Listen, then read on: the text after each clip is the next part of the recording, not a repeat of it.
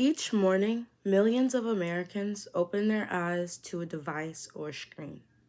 Notifications, news feeds, and endless scrolling have become our first and last daily habits.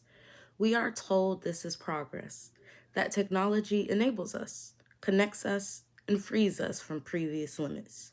But under that promise are myths, stories that oversimplify how technology shapes and sometimes distorts daily life. In this essay, I will discuss two types of myths. Myth one, that social media democratizes information and empowers citizens. Myth two, that automation and artificial intelligence inevitably determine our economic future.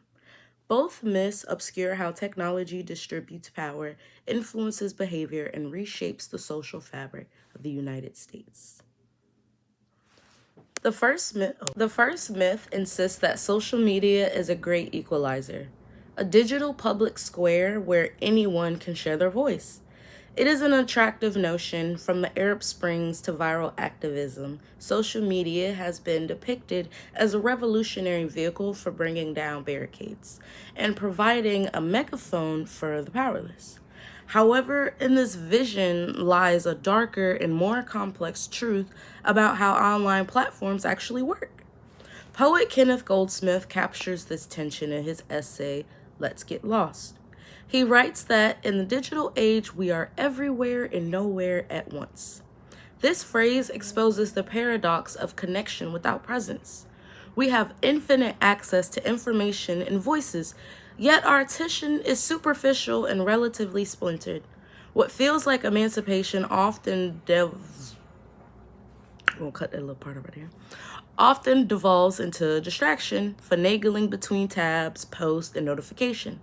In pursuit of digital emancipation, we have traded scope and depth, reading only adjurated and often phrases rather than arguments.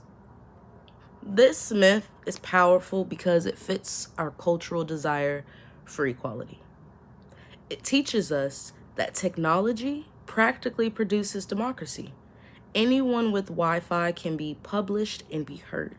However, social media's structure inherently requires individual or corporate algorithms to dictate what is seen, who is visible, and its laterality denies the clarity of human sight.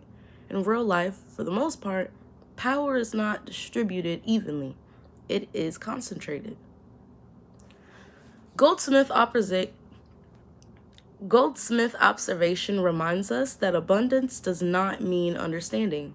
We all think we are part of the world, but really what we are doing is connecting to interfaces that mediate and make money of our attention. As a consequence, social media puts up a facade of equal participation to hide real inequality.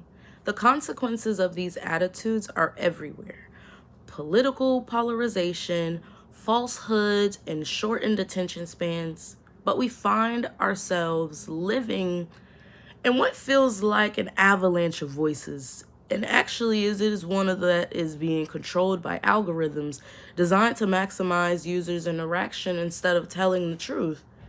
The myth goes on because people find it comforting. It enables us not to have to tread carefully. Posting can become revolutionary, and flickering through a page of news bites is called being aware. Yet empowerment requires more than merely visibility. It demands action, which is exactly what social media quietly takes away. Myth two. The second major myth is that automation and artificial intelligence determine our economic destiny, that machines are coming for our jobs and there's nothing we can do about it. This myth takes two opposite forms: the utopian story that automation will liberate us from work, and the dystopian story that it will destroy employment entirely. Both share the same assumption that technology acts on society, not the other way around. In reality, automation doesn't simply happen. It's shaped by human choices, by corporate investment, labor policy, and social values. Robots don't replace workers on their own. People design them to, and people decide whether to share their benefits. Believing automation is inevitable serves those who profit from it because it shifts responsibility away from policymakers and corporations. When we treat technology as destiny, we ignore the real question: who gains and who loses? Some communities in the United States have seen good jobs vanish while productivity and profits soar. Automation, like social media, doesn't erase inequality, it often deepens it. The myth also shapes behavior and emotion. Workers internalize fear that they are replaceable. Students feel pressure to study future-proof subjects rather than follow their interests. Economic anxieties become normalized, seen as natural byproduct of progress rather than a political problem we could solve. Just as social media sells connection while breeding isolation, automation sells inevitability while concealing choice.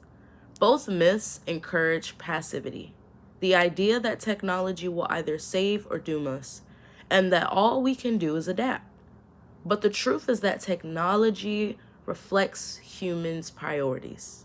These two myths might seem separate, but psychological costs or illusions are visible that technology operates independently. In the Has the Smartphone Destroyed a Generation? Social media supposedly democratizes automation that constant connectivity evolves on has transformed adolescents. In both stories, she reports that teens who spend more time on screens are less likely to go out with friends, more likely to feel lonely, and more at risk of depression, inequality. Twenge's research reveals a paradox. Power, the generation most connected by technology flow toward those who already have them. And while the promise of digital connection, participating, she argues, their behavior from what they click on to how they work is quietly being shaped by systems isn't limited to teenagers. Adults too experience the same fragmented attention everywhere and nowhere at once. That applies here too. We drift together. Their insights show how the myth of technological but delivers distractions hides a convinced we're shaping the future, cost. Even as one measured not in dollars but in focus, presence, and well-being. Technology doesn't have to be obscure or distort daily life, but the myths surrounding it often do. The story of empowerment hides manipulation. The story of inevitability hides choice. Seeing clearly means accepting that the future of technology is political, social, and ethical, not predetermined. As Goldsmith suggests, we need to learn how to be present again. As Twenge warns, we need to protect human connection from constant digital noise. The goal isn't to reject technology, but to reclaim control over how it shapes our lives. Only then can we move beyond the myths and design a digital world that truly serves people, not the other way around.